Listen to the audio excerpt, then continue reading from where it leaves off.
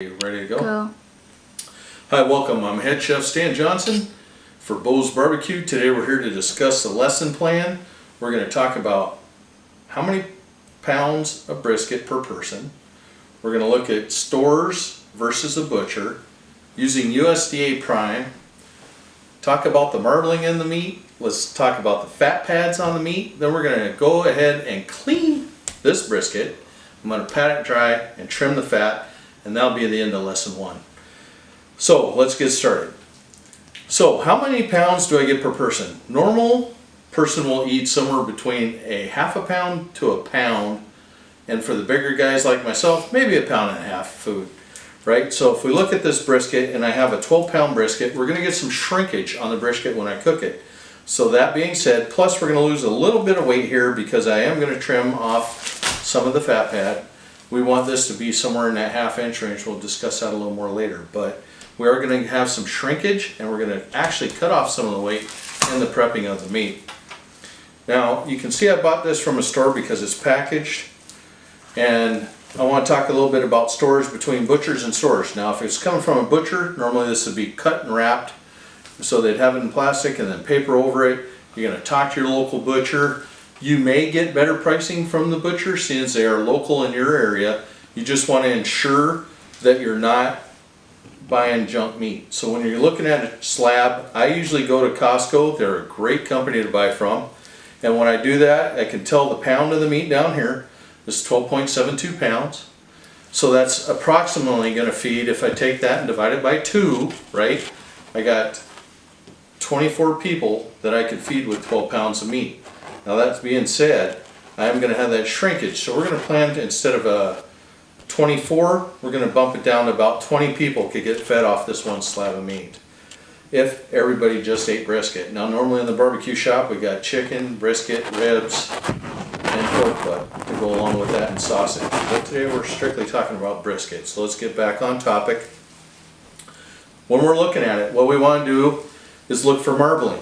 And as you can see in the meat here, you can see the fats running through the meat, so that's what we're looking for, those fine lines of marbling. And when we turn it over on the fat pad side, usually we'll see a little more meat on this part of it, and then there'll be the fat pad. We want to make sure that we at least got a 1/4 inch of fat. Now when I take this out and I go to cut into it, I'll show you how that we determine that.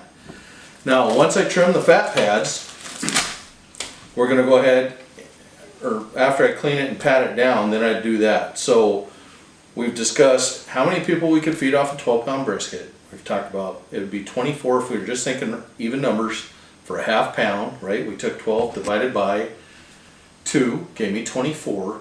I know that there's going to be shrinkage when I cook this. We're going to have about a 5% loss, 5 to 10% loss on that. And it's going to shrink. And when these things are done, they look like a meteorite. We want them nice and black. And that's another subject that we'll talk about later in the next lessons.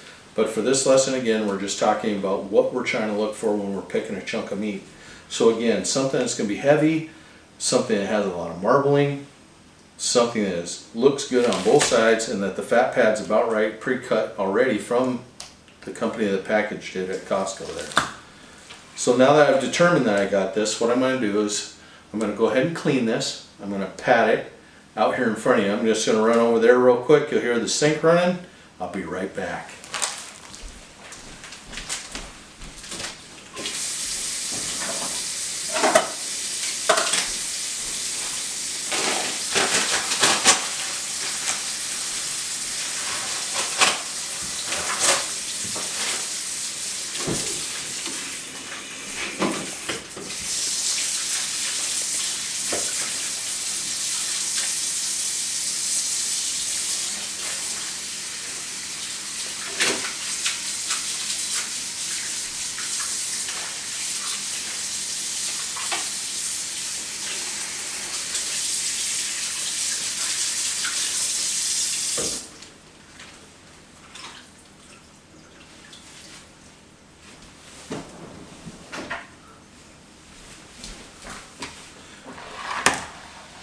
Okay, I'm back. So now you can see I've rinsed off the meat, got it out of the packaging. And what I'm going to do real quick is just pat this down to dry off it off. Now the reason I do this, why do I go through the process of rinsing the meat? The only reason I rinse off the meat is because in the packaging to prepare, not to prepare, but when they package it, typically they'll put a little bit of nitrogen in that packaging to ensure that the freshness of the meat stays fresh. Now sometimes you'll see some little blood marks there from the cow when it was butchered off there, and that's not a big deal to us. Again, we're just patting this dry, and I'm just doing this so that I don't have a bunch of water everywhere, and I could get a good look at the meat. Something that we want to identify, that when we're getting this brisket, I'll turn this so you can see it. Notice how the meat's nice and reddish up here and reddish over here, but when I look at this, it's gotten a little bit where it's cured a little bit, right? That's that nitrogen getting in that packaging on the sides of the meat where it's starting to cure a little bit at the store. So what I'm going to do when I trim this, I'm going to trim that off. Anything that looks a little rugged, I'm going to go ahead and trim, because when I put this in there, I want to make sure I got that. Now when I talk about the fat pad, I talked about that fat pad earlier. Let me flip it around that way so you can see this at home. Let me grab my trusty knife. What I want to do is I want to see how deep is this fat pad. So when I just make a slice into the meat here, I can do that. And I can see that I got just a little more than a half an inch. So what I want that to be is about a 1/4 inch all the way down. So when I trim this, that we got a nice uniform cook. Now what happens with this fat here is when I trim this off, I'm going to come in right where I was at. I'm going to start trimming. And when you're holding the beef in place, you want to be careful that you get your fingers out of the way, because if you cut towards yourself, obviously you can cut yourself. So you want to be careful when you're doing that. Again, just coming in here, trimming off some of this fat, not all of it, just enough to get me down to about that 1/4 inch mark that I was talking about.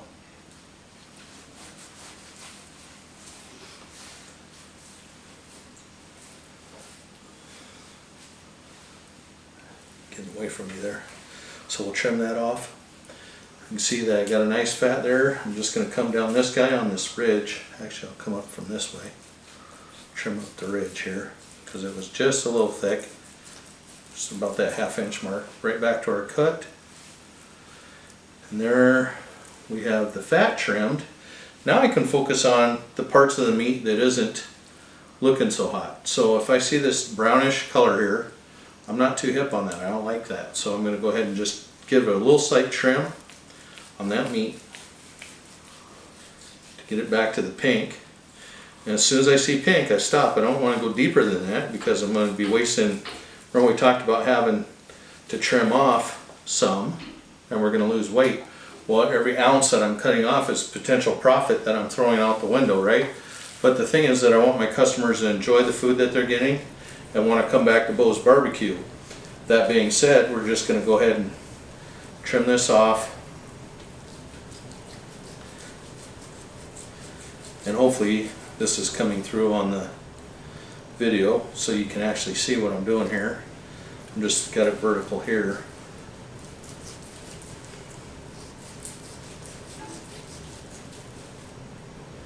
And I'm using a slicer knife right now. Normally this is what I use after I've cooked the meat. I'm not at the restaurant today. He got me at my home. So you can see here, just going to trim this guy down. Get it back to the pink. So we got a nice, clean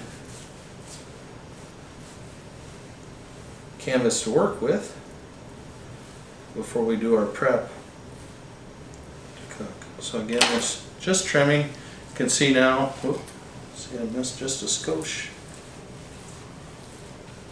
right there. Trim it off. Now if we look at the side of this thing, we've got good red color. You can see that. It's red, it matches here. I want to flip it over, look at the other side. Make sure there's no brownness here. A beautiful slab of meat. If you look through the marbling in this, we got good runs of marbling running vertically in the meat, where you can see that.